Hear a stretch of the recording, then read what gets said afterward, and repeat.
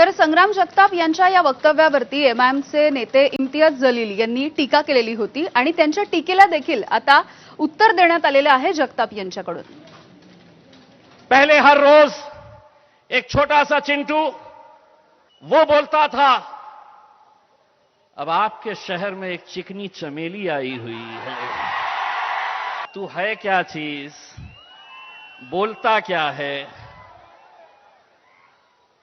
तेरा अंदाज क्या है।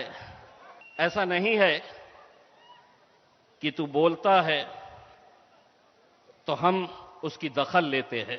एमआयएमचा आमदार आहे आणि हीच एमआयएमची बोकडं ही आपल्या अहिल्यानगरमध्ये त्या दिवशी आली। एक हैदराबादहून मोठं बोकुड आलं, खुराड झालेलं बोकुड आलं आणि एक इकडे एक छत्रपती संभाजीनगरचं एक बोकुड आलं। ते बोकड आलं आणि ते काहीतरी बडबड बडबड बडबड करत, त्याला वाटतं आपण बोललंच पाहिजे, नाही बोललं तर आपल्यालाही लोक विचारायचे नाही।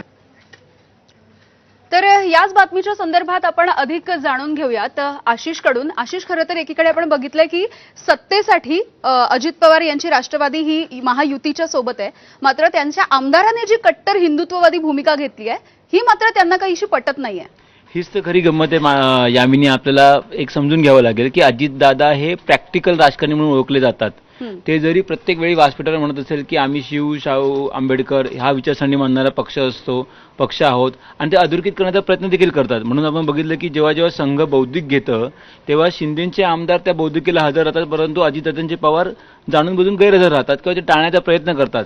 परंतु संग्राम जगताप सारख्या आमदारांच्या भूमिकेमुळे अजित पवारांची चांगली गोची झालेली आहे।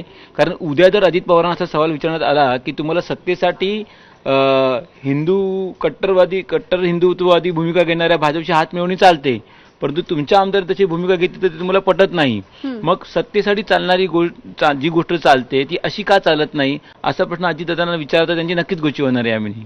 अगदी, त्यामुळे खरं तर प्रत्येकच पक्ष आणि प्रत्येकच नेते हे आपापल्या सोयीप्रमाणे राजकारण करताना दिसून येतात। आपण